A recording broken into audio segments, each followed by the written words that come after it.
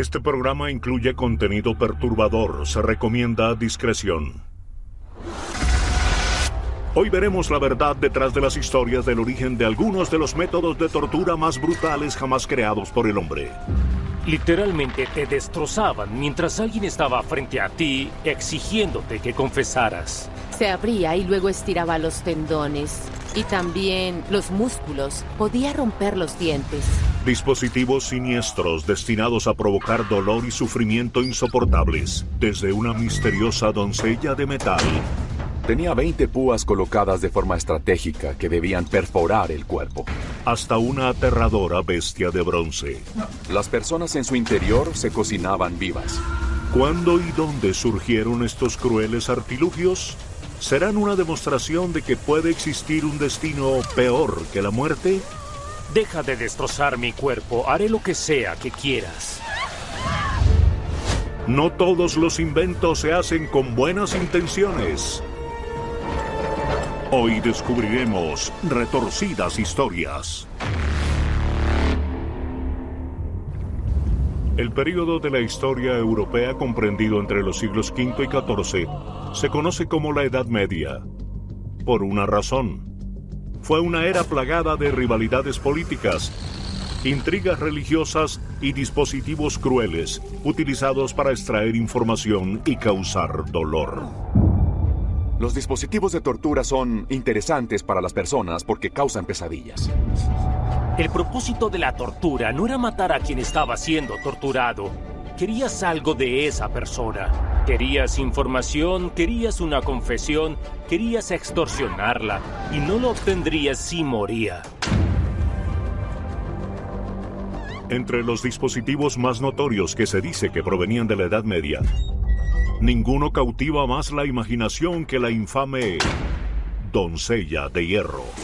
Era un ataúd de metal, de poco más de 2 metros de altura, cuyo exterior mostraba el rostro de una mujer, supuestamente inspirada en la Virgen María. Pero cuando se abre, contiene una sorpresa para nada sagrada. Tenía 20 púas colocadas de forma estratégica que debían perforar el cuerpo, pero de forma tal que no mataban a la persona que estaba adentro, prolongando así su agonía. Perforaban lugares muy dolorosos, pero no eran puntos mortales. Estas púas, al estar incrustadas, en realidad causaban algún bloqueo para la salida de la sangre si sangraras y supuraras a tu alrededor, pero tardaría mucho más tiempo desangrarte por completo. Mételos en una caja y hazlos sentir muy incómodos, para que no puedan dormir, mucho menos moverse ni respirar, hasta que cedan y te den lo que tú quieres. Entonces, ¿quién implementó por primera vez este cruel aparato? Curiosamente, la primera mención de una doncella de hierro medieval no apareció en la Edad Media. Apareció cientos de años después, a finales del siglo XVIII.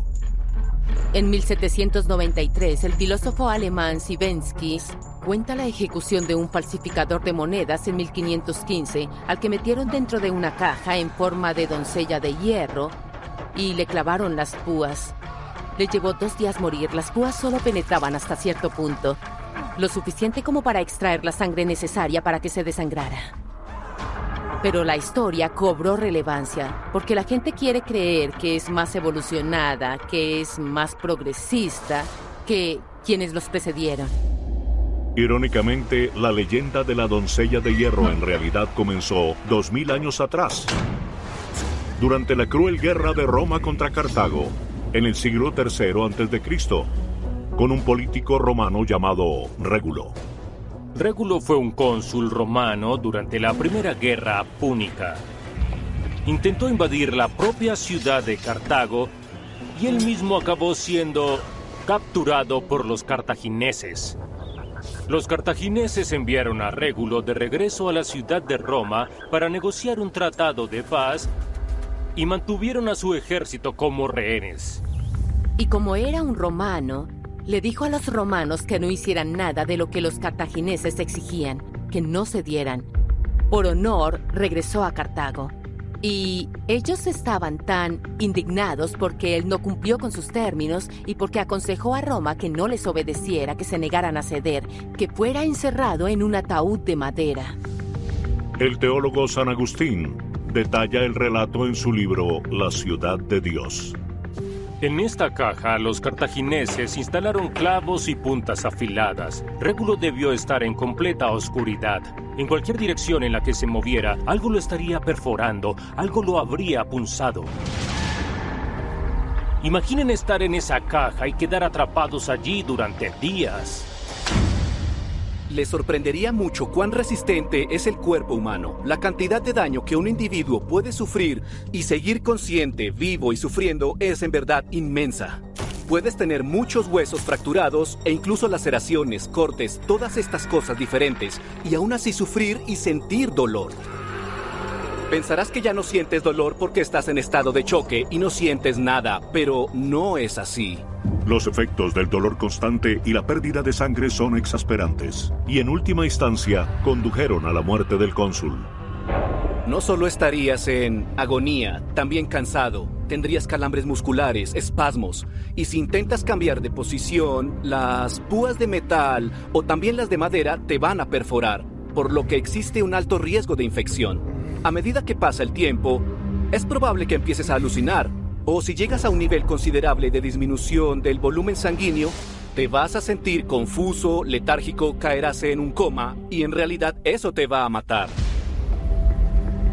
Sin importar cómo murió Marco Régulo, estas historias, que fueron ampliamente leídas, introdujeron en la conciencia de Europa occidental la idea de una caja con púas que torturaba y mataba. 50 años después de Régulo, un líder notoriamente cruel le añadió un siniestro giro visual al concepto. Bajo la ocupación romana de Grecia, la ciudad de Esparta estaba gobernada por un tirano local llamado Nabis. Nabis era un hombre horrible, incluso en un buen día, y él quería obligar a los espartanos a que le pagaran.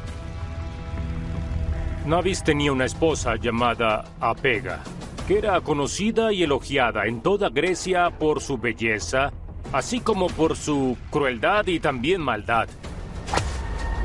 Apega disfrutaba infligir dolor a las personas mediante castigos. Le gustaba ver cómo torturaban a la gente, le gustaba causarle agonía a la gente. Nabis creó un retorcido tributo a su esposa, un instrumento de tortura con púas conocido como la Apega de Nabis. Y tiene sentido que Apega fuera usada como musa para diseñar este dispositivo de tortura en particular, porque ella era la que representaba el dolor y crueldad. La historia cuenta que Nabis invitaba a la gente al palacio, los embriagaba y luego les preguntaba si querían conocer a la reina, si querían reunirse con Apega. Y atraía a las personas hacia los brazos abiertos de Apega. Y conforme se acercaban, él ponía su mano en la parte posterior de la máquina y los brazos se cerraban alrededor de la persona que quedaba aplastada en su abrazo. Ocultos bajo unas túnicas, los brazos, las manos y el pecho de la Apega de Nabis estaban cubiertos de púas afiladas. En ese momento, Nabis comenzaba a exigirle a la persona todo lo que quisiera.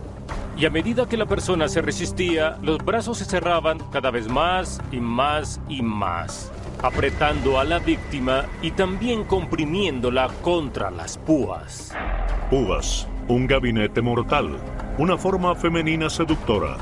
¿Podrían estos elementos inspirar la eventual historia de la doncella de hierro?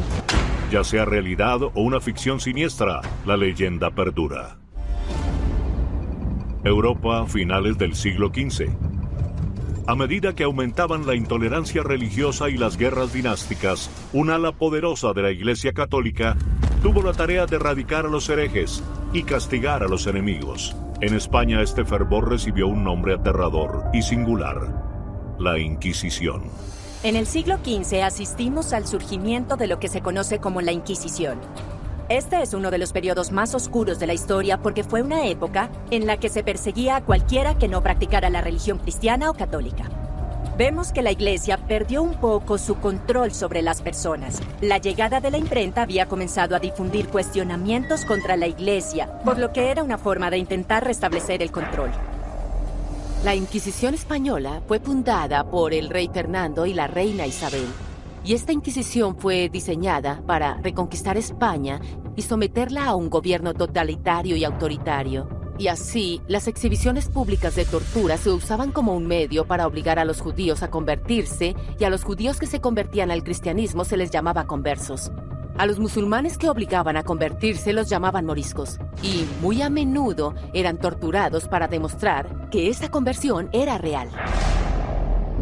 En 1483, un influyente fraile dominico llamado Tomás de Torquemada fue designado para el cargo de Gran Inquisidor. Incluso pronunciar su nombre evoca la impresión de una figura muy cruel y aterradora, y justamente eso era Torquemada. Para extraer sus confesiones, Torquemada y los inquisidores españoles empleaban un arsenal de herramientas de tortura, incluida una que adoptó una forma engañosamente reconfortante: una gran estatua de madera de la Virgen María. Fue con Torquemada con quien comenzamos a ver la idea de la imagen de la Virgen María. Llevaban personas ante ella a las que se les pedía orar, y luego se convertía en un aterrador dispositivo de tortura. Eran sometidos a una especie de abrazo, como la máquina de apega. Pero lo que sucedía era que salían espadas de ella, causándole heridas a la víctima mediante el dolor, la tortura y la humillación, a través de un símbolo del perdón supremo de la misericordia. Se cree que el rostro angelical de la siniestra estatua, junto con el ataúd con púas de la historia de Régulo, y la forma femenina de la apega de Nabis, fueron inspiraciones para el diseño de la legendaria doncella de hierro. Pero por más sádico que fuera este dispositivo, hubo otro que fue aún más temido. Uno destinado a infligir terror y dolor, conocido como el potro. Solo su visión a menudo provocaba una confesión. Vemos huesos que revientan, articulaciones que se rompen, tendones que se deshacen. Personas que incluso después de ser liberadas de la tortura, jamás volvieron a caminar bien, nunca pudieron mantenerse erguidas por el resto de sus vidas. Se trataba de un medio de tortura que dañaba permanentemente a las personas que se sometían. El potro es un marco de madera elevado con varillas. Los tobillos y las muñecas de la víctima eran atados con cuerdas. Se insertan varas en unos cilindros que, al girarse, sus ejes rotaban y desgarraban lentamente a la víctima. Cuando alguien está atado a un potro, se escucha el chasquido de sus articulaciones y sus cartílagos conforme se dislocan lentamente. Empezarás a sangrar un poco en los músculos y es posible que se rompan. Los músculos están unidos por tendones y estos pueden comenzar a desgarrarse. Luego, a medida que continúa, tus ligamentos comenzarán a desprenderse, y cuando los ligamentos explotan, lo que sucede es que puede ocurrir una dislocación de la articulación. Y si ejerces la presión adecuada, es probable que sea suficiente para arrancar las extremidades. Literalmente te destrozaban mientras alguien estaba frente a ti preguntando, exigiéndote que confesaras, diciéndote que en cualquier momento esto puede parar. Simplemente haz lo que queremos que hagas. No se trataba de culpabilidad, ni mucho menos de inocencia. Solo se trataba de deja de destrozar mi cuerpo, haré lo que sea que quieras. La máquina era tan poderosa que la fuerza que utilizaba para romper una columna vertebral es igual a la de una bola de demolición de 230 kilos que choca contra una pared a 50 kilómetros por hora. Muy a menudo detenían los tormentos antes de llegar al punto de la muerte, para luego aplicar otras torturas. Podrían cortarlos o intentar apuñalarlos. Podrían tratar de encender un pequeño fuego debajo de sus cuerpos. Tenían todas estas formas de causar daño y lesiones. Pero este terrible método de tortura supuestamente se usó mucho antes de la Edad Media. También se utilizó durante el gobierno del infame emperador de la antigua Roma, Nerón. Nerón era muy sádico. Sus espectáculos públicos de castigo y tortura estaban destinados a reforzar su autoridad. En el año 65 después de Cristo, se descubrió una conspiración entre los asesores más cercanos y confiables de Nerón. Y a raíz de este descubrimiento, Nerón decidió empezar a torturar a todos a quienes encontraba. De hecho, tenemos un grabado del siglo XVIII sobre esto. El grabado se titula El hombre en el potro. Este dispositivo barbárico se convirtió en una herramienta de tortura esencial durante siglos. Pero su uso más famoso fue dentro de las infames mazmorras de la Torre de Londres. La historia del potro de la Torre de Londres es bastante interesante. La gente suele asociar a John Holland, duque de Exeter, con la introducción del potro a comienzos del siglo XV. A decir verdad, lo llamaron el hijo del duque de Exeter. John Holland provenía de una familia que había caído en desgracia en generaciones anteriores y parece haber estado decidido a recuperar esa reputación. Y lo hizo en la Torre de Londres, donde era condestable. John Holland centró sus preocupaciones en asegurarse de que cuando las personas miraran hacia arriba y vieran la sección blanca de la Torre de Londres, sintieran el peso del Estado y sus capacidades. Si lo desafiaban, de alguna manera, los haría pagar. El temido potro torturó a los presuntos traidores durante los siguientes 200 años, a lo largo de varios reinados, incluido el de Enrique VIII, Eduardo VI, María I e Isabel I. Pero su uso más prolífico fue bajo el reinado de Jacobo I. Durante los siglos XVI y XVII, Inglaterra sufrió un impacto negativo tanto político como religioso. Algo que debemos entender sobre la Inglaterra de ese periodo es que el país estaba yendo y viniendo entre el catolicismo y el protestantismo, en una lucha por el poder. El Estado era tan importante que todo lo demás no era nada en comparación, por lo que cualquiera que fuera visto como un enemigo del Estado sería severamente castigado y torturado. Una de las víctimas más notorias fue el rebelde católico, Guy Fawkes. Guy Fawkes venía del norte de Inglaterra y era un ferviente y decidido católico desde temprana edad. De hecho, fue criado como protestante, pero luego, tras la muerte de su padre, su madre volvió a casarse con un católico. Por lo que Guy Fawkes pasó del protestantismo al catolicismo. Y se convirtió en un católico fervoroso, y eso fue lo que lo motivó a intentar reintroducir el catolicismo en Inglaterra. Cuando la reina Isabel I murió en 1603, el hijo de la reina María de Escocia, Jacobo I, heredó la corona inglesa. Cuando Jacobo I subió al trono, él era protestante, a pesar de que su madre María, reina de Escocia, era católica. Había una gran confusión religiosa y eso afectó la ideología de Guy Fawkes cuando decidió que Jacobo era un tirano. Para ayudar a restaurar a los católicos en el poder, Guy Fawkes organizó un intento de ataque al Parlamento en 1605, conocido como la Conspiración de la Pólvora. El plan era hacer volar la Cámara de los Lores el día de la inauguración del Parlamento, cuando toda la élite protestante estaría presente allí, la familia real y el propio rey, por supuesto. El sótano de la Cámara de los Lores estaba en alquiler, así que Fawkes y sus cómplices pudieron arrendar ese espacio de almacenamiento y contrabandear 36 barriles de pólvora bajo la Cámara de los Lores.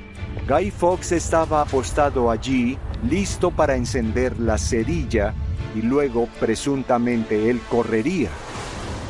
Pero pocos días antes del ataque planeado, las autoridades recibieron una carta anónima que revelaba el complot. La noche anterior a la apertura del Parlamento, el sótano de la Cámara de los Lores fue registrado, y Guy Fawkes fue hallado y arrestado. Lo encontraron con 2 toneladas de pólvora. Desatar esa cantidad de energía explosiva debajo del edificio, en definitiva, habría destruido la mayor parte de la estructura y es probable que lo que quedó se hubiera derrumbado, así hubiera sobrevivido a la explosión. Habría quedado atrapado bajo los escombros y habría muerto.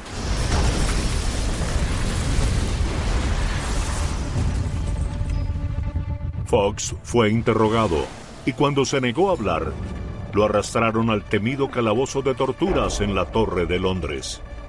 El rey Jacobo dio órdenes específicas de que, aunque autorizaba la tortura de Fox, quería que comenzaran con las torturas más leves y que solo de ser necesario procedieran a la más extrema, que era el potro.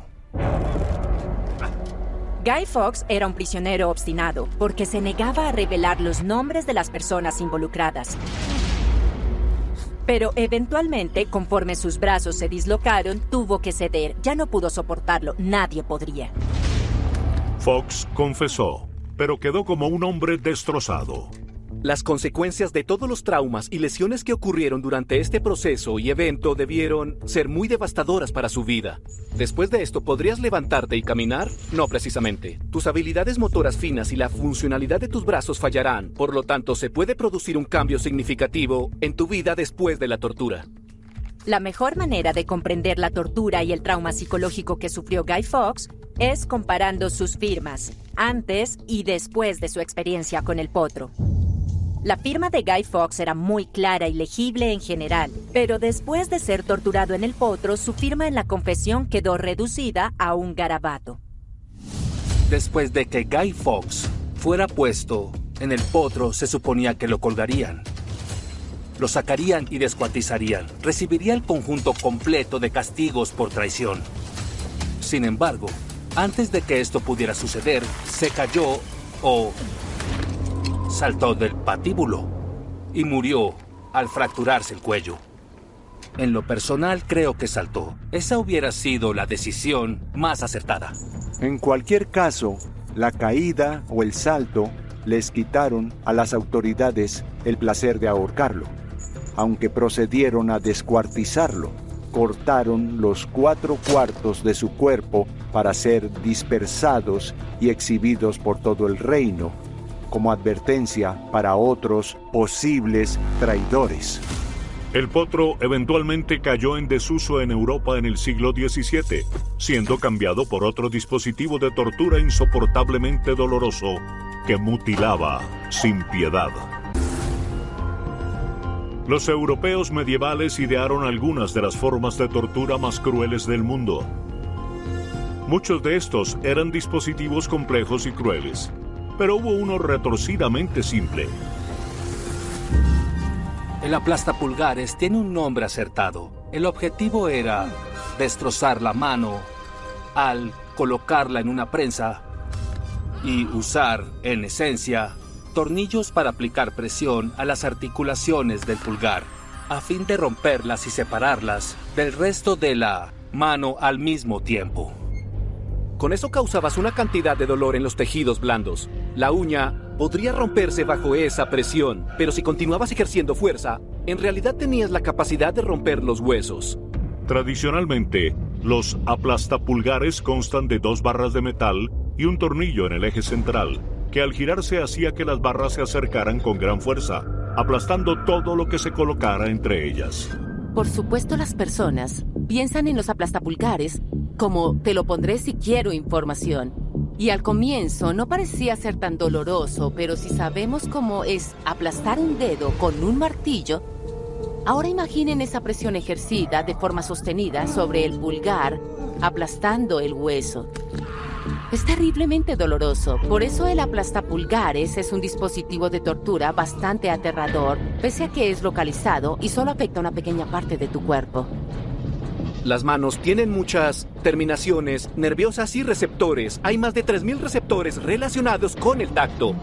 El calor, la discriminación de 2 puntos y el dolor es equivalente a la cantidad de información nerviosa que logras obtener de todo el torso, pero que solo es en las manos. Entonces, si tus manos están destrozadas por los tornillos, la gente sabría que fuiste torturado. Y es posible que las personas crean que te lo merecías. Además, el destrozo de las manos hace que te sea muy difícil producir en una sociedad principalmente agrícola. La mayoría de la gente trabajaba con las manos, así que inutilizar las manos es un tema que vemos en varias de las formas de tortura en la Edad Media. En realidad, los aplastapulgares se usaban para obtener mucha información porque dolía demasiado. Pero este tortuoso dispositivo no se utilizaba solo para castigar. Una de las aplicaciones más injustas de los aplastapulgares fue la de Artemisia Gentileschi. Ella era la hija de Orazio Gentileschi, un pintor renacentista que tenía un estudio muy grande y muchos alumnos. Artemisia era una artista y estudió bajo la tutela de su padre, pero era muy famosa porque le gustaba caminar desnuda por el estudio. Su padre fomentó este comportamiento libre, pero uno de sus alumnos lo tomó como una invitación. Y cuando Artemisia Gentileschi tenía 17, fue violada. Cuando ella hizo una acusación pública, las autoridades la sometieron al aplastapulgares para establecer la veracidad de su relato.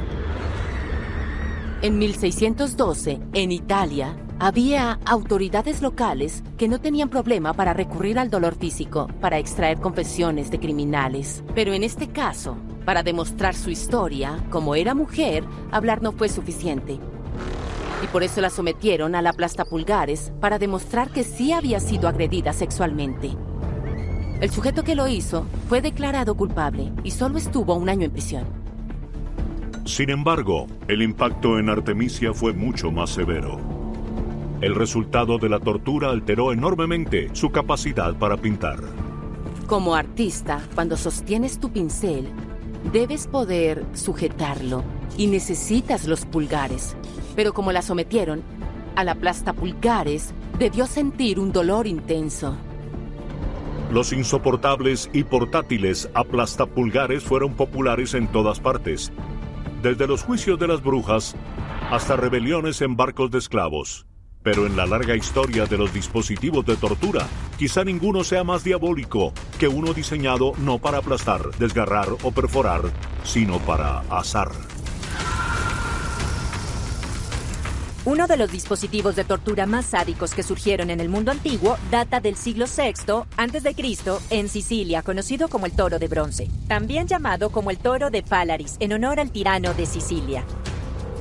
Falaris, el tirano, era conocido por ser excesivamente malvado. Incluso hay relatos que dicen que practicaba el canibalismo.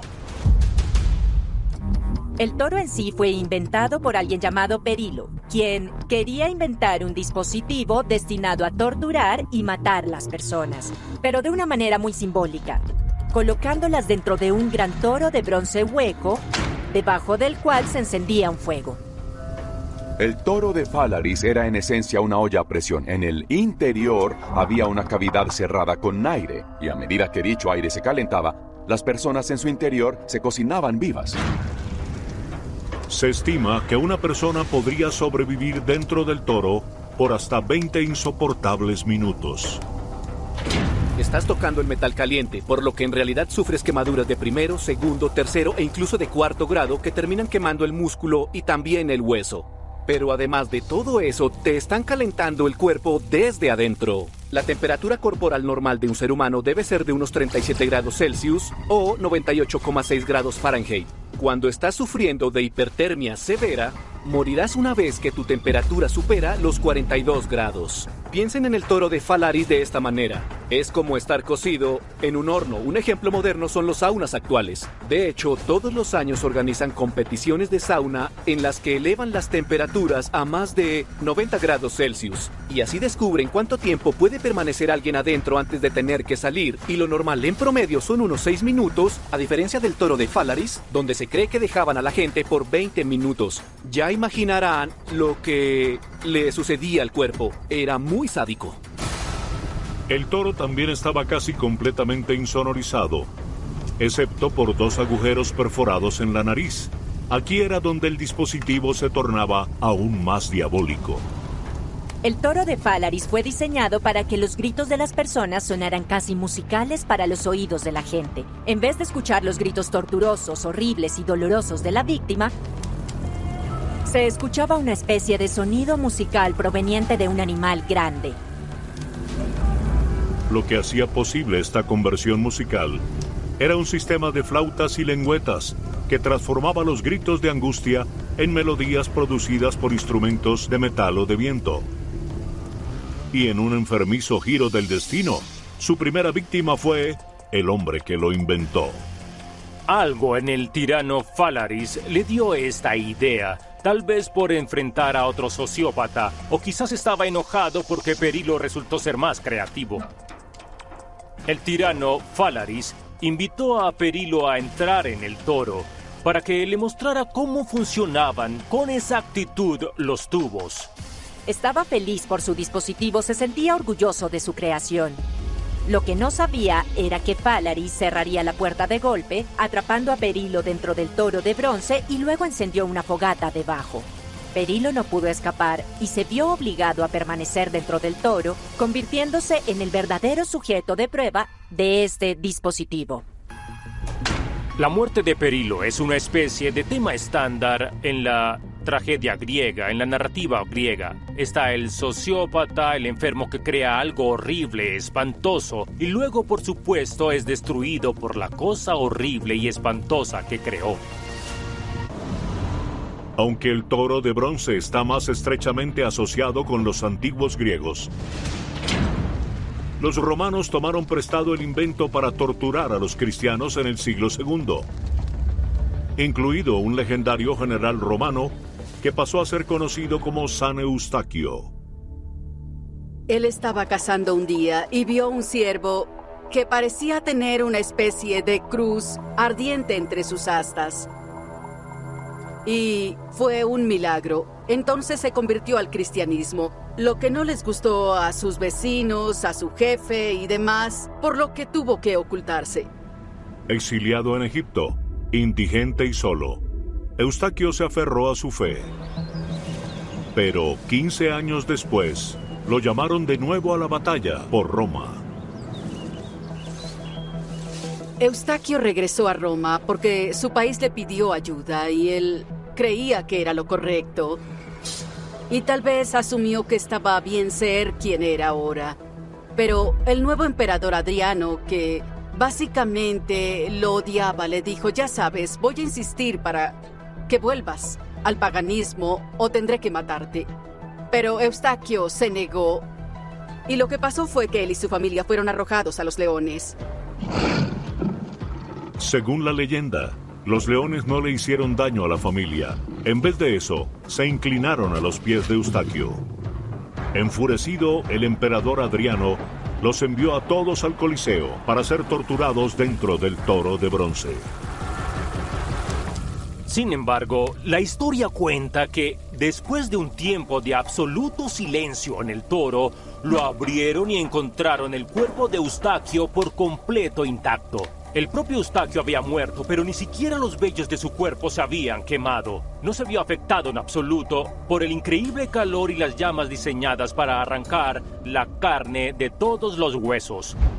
Esto fue visto como un milagro y Eustaquio aún hoy es honrado como un santo dentro de la Iglesia Católica. El toro de bronce fue un instrumento de tortura descomunal. Pero hubo un dispositivo aparentemente inofensivo que ocultaba una forma de castigo insoportable y perturbadora. Hay un viejo proverbio francés que dice que comerse una pera con angustia provoca dolor y miseria. Y esto se hizo realidad con la invención de algo llamado la pera de la angustia. Este es un dispositivo bastante sencillo. Si le das un vistazo, casi parece hermoso. Los ejemplares sobrevivientes de la pera de la angustia tienen una elaboración intrincada. Están tallados, están grabados. El metal está decorado con muchas filigranas. Es casi imposible imaginar que algo tan hermoso sea utilizado para tortura. Pero las apariencias pueden ser engañosas. La máquina con forma de pera se colocaba dentro de una parte del cuerpo. Luego, con solo girar una llave, los pétalos de metal se expandían. La pera de la angustia era concebida como un dispositivo que se insertaba en el orificio de un delincuente, en función del delito que hubiera cometido, ya fuera prostitución, o blasfemia, o adulterio. Era un mecanismo que castigaba en específico la parte del cuerpo usada para cometer dicho delito. Si se usaba como una forma de castigo para la sodomía, se insertaba en el recto. Y la idea era que se abriera de esa forma y estirara los músculos. Si se usaba para castigar a los blasfemos, se insertaba en la boca y podía romper los dientes. Ahora, la idea de un dispositivo de tortura que se insertaba en la boca y se dejaba allí tiene su origen en la Edad Media con las bridas de regaño. Estos eran artefactos parecidos a un casco que tenían un depresor para la lengua y eran puestos sobre la cabeza de los chismosos y blasfemos. Las piezas de metal se insertaban en la boca y por eso no podían hablar. Y ese era el castigo que recibían por haber hablado demasiado. El hecho de que la mandíbula esté tan abierta, esto causará una dislocación del maxilar inferior y era doloroso. Como la única víctima conocida estaba a punto de descubrir.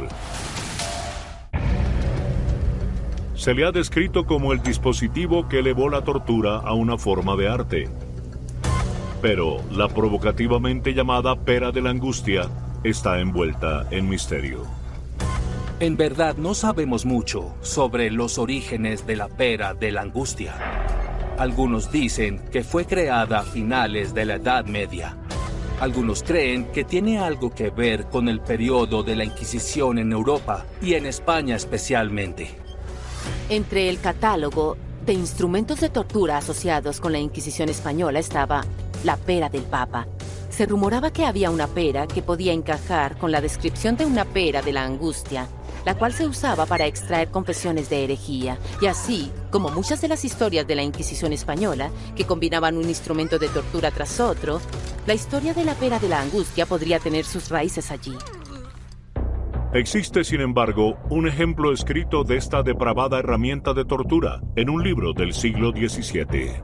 Hay un relato en la historia de los ladrones que describe a un ladrón francés, Palioli, que construyó una pera, un instrumento de metal que insertaba en la boca de sus víctimas, el cual se abría, pero se bloqueaba en su lugar, y solo se podía desbloquear con la llave. Él insertó la pera en la boca de una de sus víctimas, Éridas, y la fijó en su lugar. Y Éridas casi muere de hambre, porque no podía quitársela, no tenía la llave. La pera de la angustia era usada por los ladrones para, en cierto sentido, silenciar a las personas y evitar que gritaran mientras las robaban. Esto se puede observar en las series de crímenes, donde las víctimas son atadas o se les pone algo en la boca como una tela, lo cual siempre he pensado que debe ser una de las peores cosas que te pueden suceder. Pero con tan poco en qué basarse, algunos historiadores cuestionan el verdadero origen de la pera de angustia. Por eso, muchas de estas historias surgieron después de los acontecimientos reales, porque existe el deseo de distanciar su sociedad de los aspectos más oscuros de la Edad Media. De modo que estas historias se vuelven más grotescas. Evolucionaron hasta convertirse en estos increíbles horrores de tortura y castigos mecanizados.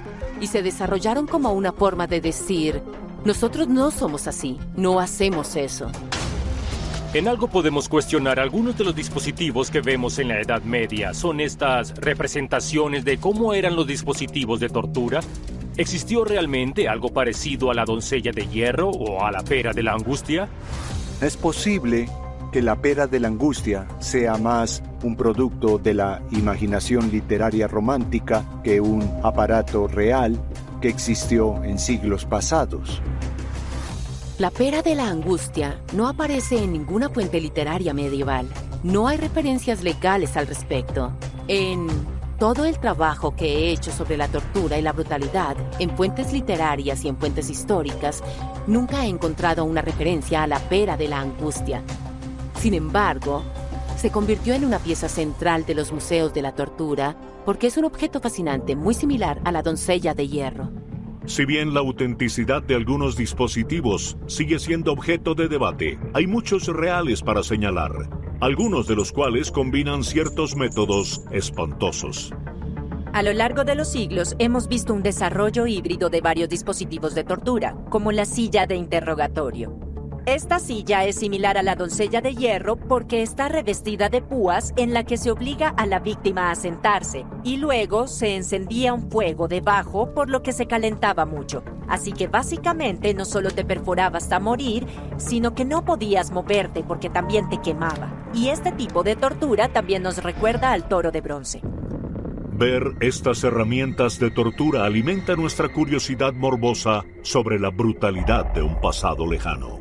Sin embargo, a pesar de los detalles de los artefactos que tenemos a día de hoy, existen muchos testimonios de que la tortura ha sido una constante a lo largo de la historia.